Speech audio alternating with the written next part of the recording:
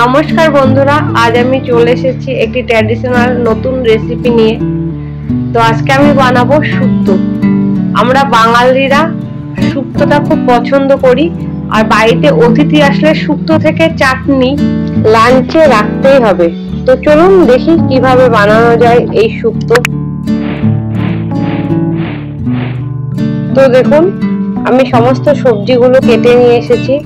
তো শুক্তো করতে যেটা আমার প্রধান লাগবে সেটা হচ্ছে করলা।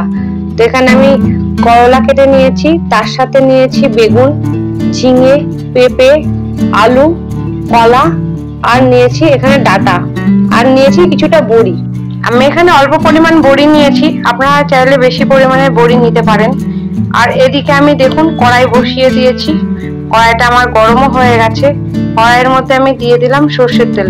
এই রান্নাটা পুরোটাই আমি সর্ষের তেলে করব, কারণ শুক্তোতে অন্য তেল ব্যবহার করা যায় না, টেস্ট হয় না, যার জন্য আমি পুরো সর্ষের তেলে রান্নাটা করব। আর দেখুন এদিকে আমি একটা প্লেটে নিয়ে নিয়েছি কালো সর্ষে, হলুদ সর্ষে আর রাঁধুনি, এগুলো আমি পেস্ট করে নিয়ে আসবো। তো আমার তেলটা এদিকে গরম হয়ে গেছে। আমি প্রথমে বড়িগুলো ভেজে নেব। তো আমি কম করে বড়ি নিয়েছি, কারণ আমার ছেলেরা কেউ বড়ি খাবে না। ওরা বড়ি খায় কিন্তু শুক্তোর এই বড়ি কেউ খেতে চায় না, ওদের মুখে তেতো লাগে। তো যাই হোক, আপনারা আপনাদের মতন করে নেবেন। বড়িগুলো আমার ভাজা হয়ে গেছে, এবার আমি এটা তুলে নেব। এটা আমার ঘরে তৈরি করা বড়ি। তো বড়িগুলো আমি সব তুলে নিলাম। এবার এই তেলের মধ্যে আমি দিয়ে দিলাম করলা। করলাগুলো আমার লাল করে ভাজতে হবে। তো দেখুন আমি এইরকম সাইজ করে করলাগুলো কেটে নিয়েছি। করলাগুলো ভাজা হয়ে গেছে, দেখুন এগুলো আমি এবার তুলে নেব। করলাগুলো ভালো করে ভাজবেন, তাহলে কি হবে, করলার মধ্যে যে তেতো ভাব থাকে সেটা কিন্তু অনেকটাই চলে যাবে।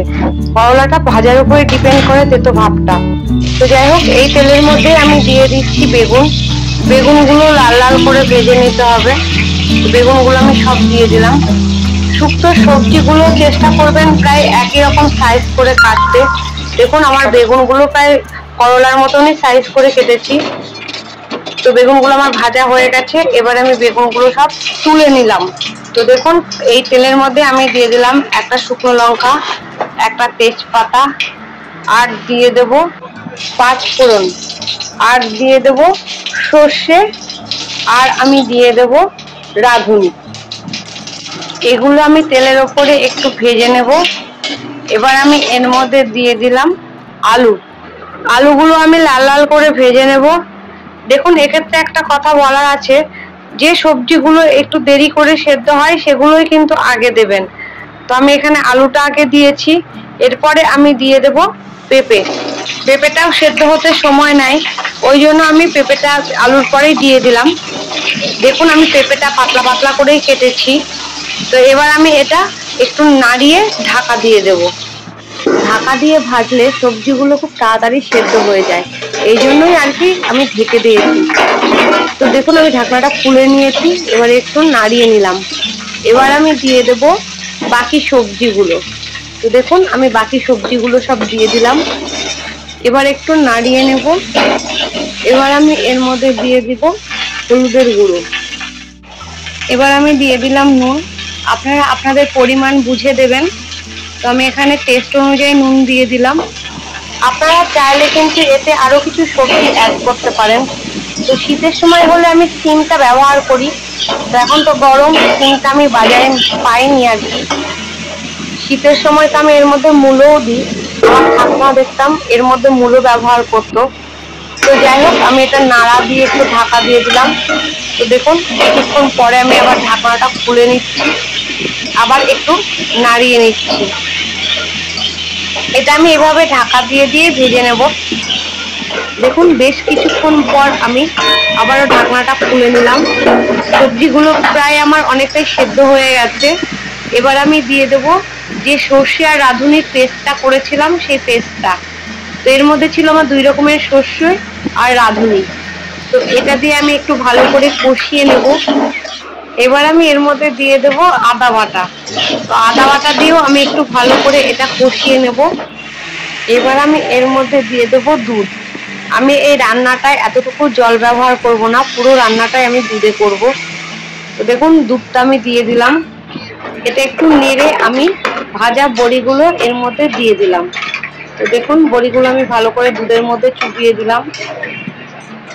আর আমি যে করলা আর বেগুনটা ভেজে তুলে রেখেছিলাম সেগুলো এবার এর মধ্যে মিশিয়ে দিলাম।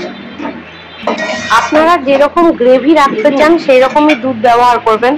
তো আমার মাখো মাখো হলেই ভালো লাগে আর কি শুক্তোটা। তো দেখুন আমি এবার একটা ঢাকনা দিয়ে দিলাম। কিছুক্ষণ পর আমি ঢাকনাটা খুলে নিলাম। এবার আমি এর মধ্যে দিয়ে দিলাম চিনি। চিনিটা দিলে এর স্বাদটা অনেকটা বেড়ে যায়। তো দেখুন চিনিটা দিয়ে আমি একটু নাড়িয়ে নেব। আমার রান্নাটা অলমোস্ট হয়েই গেছে। দেখুন আমার সবজিগুলো সেদ্ধ হয়ে গেছে। আমি একটা কেটে দেখাচ্ছি। দেখুন আলুগুলো কেটে যাচ্ছে। দেখুন আমি একটা পেঁপের টুকরো কেটে দেখাচ্ছি। এটা সেদ্ধ হয়ে গেছে। দেখুন এটা ডিভাইড হয়ে গেল। তো রান্নাটা আমার হয়ে গেছে। তো আমি যেভাবে এই রান্নাটা করলাম আপনারা চেষ্টা করবেন এইভাবে রান্নাটা করতে। তো দেখবেন এর স্বাদটা কত সুন্দর হয়। এবার আমি এর মধ্যে দিয়ে দিচ্ছি ঘি আর দিয়ে দেব ভাজা মশলা। এখানে আমার আছে মৌরি, ধনে আর একটু রাঁধুনি। এগুলো আমি ড্রাই রোস্ট করে একটু গুঁড়ো করে নিয়েছি। তো দেখুন এই মশলাটা দিয়ে আমি এটা মিশিয়ে নেব। এই মশলাটা কিন্তু খুব ইম্পর্টেন্ট। এটা দিলে স্বাদটা কিন্তু আরো বেড়ে যাবে আর এর সেন্টটাও ভালো বেরোবে। তো দেখুন এটা আমার মেশানো হয়ে গেছে। রান্নাটা আমার হয়ে গেল। এবার আমি এটা একটা পাত্রের মধ্যে ঢেলে নেব। তো তৈরি হয়ে গেল আমার শুক্তো। তো আমি যেভাবে বানালাম এভাবে আপনারা অবশ্যই একবার বাড়িতে ট্রাই করবেন। এটা খেতে সত্যি খুব ভালো লাগে। ভিডিওটা এতক্ষণ দেখার জন্য অনেক ধন্যবাদ। ভিডিওটাকে অনেক অনেক করে লাইক করুন, শেয়ার করুন আর এই চ্যানেলটিকে সাবস্ক্রাইব করে রাখুন যাতে আগামী ভিডিওগুলো আপনারা খুব সহজে আর তাড়াতাড়ি পেয়ে যান।